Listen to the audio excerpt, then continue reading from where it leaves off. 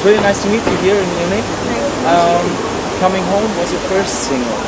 Why that song? I think Coming Home has a great energy to it. I really look forward to playing it live. Yeah. And when I presented it to my band and we played it together for the first time, it was just this great energy in the room. Yeah. Yeah. Do you already have a second one for a second single? Actually, my second single from Spark is going to be Have You Ever? Have You Ever? Yeah. Okay. It's one of my favorites on the album. It's a song I wrote about falling in love with someone who belongs to someone else. Yeah. It's kind of a tricky subject, but Really? I like the quirkiness of it, and I like the song. Okay. Yeah. On tour, do you miss your home? I do miss home. I have to say, when I travel, the thing I miss the most is my refrigerator, my kitchen. Okay. Having the ability to just make exactly what I want to eat and have everything available. Those things that you take for granted when you're at home for a long time. I can miss that a lot. And also, of course, my grand piano. Yes. That I have at home. I have an attic where I write songs, where I have my grand piano, a few guitars, my mandolin, everything, my whole writer setup is there, so I miss that space a lot. I think so. And do you have any option to build your own living place in bus or in hotel? Well, I write all the time. I get inspiration from my life and from the people around me and from concerts I see while we're on tour, and also just being in front of an audience, communicating with them. Okay.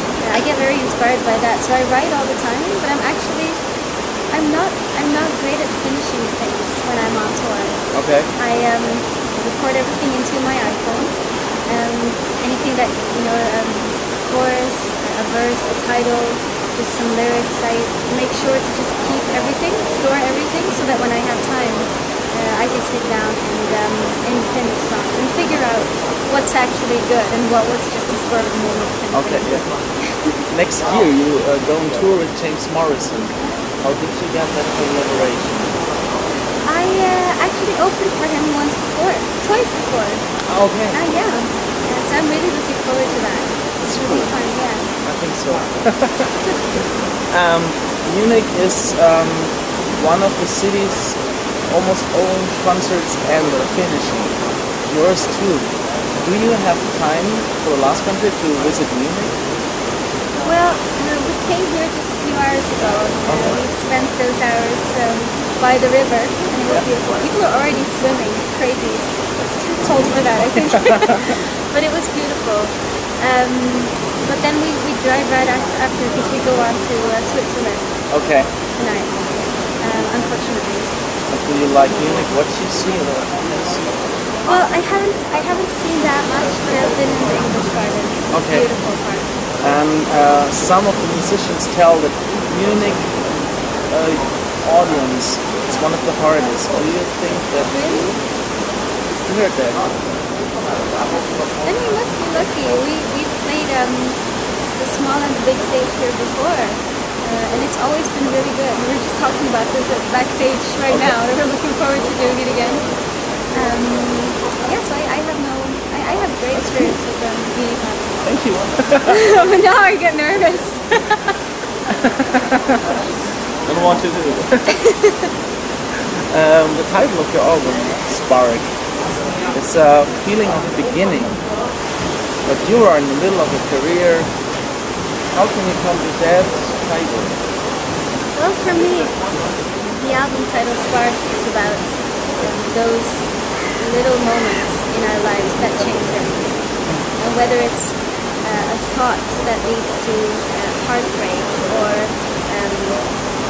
the sparkle in somebody's eye that leads to falling in love, or something that makes you change direction. We all have these moments in our lives, and I think I collected 10 of them on this album. Okay.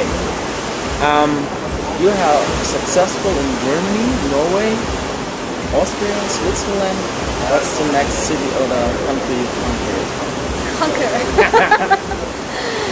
I have no idea. It's been a great few years for me. I had my solo debut in 2006, and ever since I've played about 100 shows a year. I write all the music I have time for, and I'm connecting with a lot of new listeners for each album. So I'm kind of just going with the flow, having a lot of fun and learning a lot in the process. I just did my very first tour in North America, where I was playing on my own on stage for 40-45 minutes every night. And that was a new experience for me. Also playing for somebody. Most of my audience there had no idea who I was. And I was just testing out new and old material, having like a filterless kind of response because you were up there by yourself, no safety net, nothing. And that was really good. That was really good for me. Yeah. Cool. Really nice. You already said that you have a special song. What's your favorite song on the album? It's so hard to pick a favorite. I've written songs for over half my life now. And the songs that are my favorites end up on my albums. So okay. These 10 on Spark are also 10 favorites in their own way. Lately, I've really enjoyed playing Keeper of the Keys live, the song that opens the album. That was my next question. What's bringing you the most fun when song on stage? Well, there are different criteria because Keeper of the Keys I like playing in Germany because my audiences are so quiet here. I think it's also because German audiences are very, in general, very good at showing up on time, so I can start a bit earlier than I can in the other countries where I play. So people aren't that drunk, they're not that loud yet, so people are really listening, and when I play that song, it's usually really quiet in the room. It's a great feeling. But I have an amazing band traveling with me, and all of them, all the band members have songs that where they can really shine. Like this song, 10 Steps, my guitarist Tommy Christiansen plays an amazing solo. It's like a highlight that we all wait for every night. So I can wait for every song. Well, we try to make them all special. Last question. Yeah. I told you our homepage is named Chocolate Music. What's your favorite chocolate? Well, I'm a chocoholic. Do you know this already? No?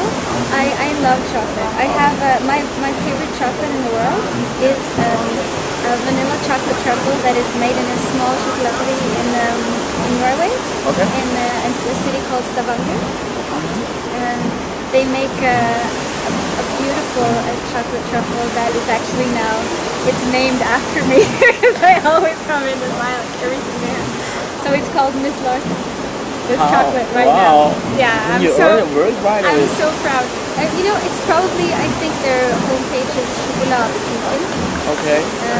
You can Google it. It's a great chocolate, but it's based on Valrhona, which is the best. And do you took your chocolate with you all the time? Well, or do you try different new chocolate? The word has gotten out that I like chocolate a lot, so now people are giving me chocolate everywhere. It's amazing. Last night a fan showed up at our bus and she had baked this huge thing of chocolate cupcakes at the bus. That's cool. Yeah, very cool. It's really nice. Thank you a lot. Thanks for this. Have a good hope show. you enjoy the show. I will. I'm sure. Thank you. Bye.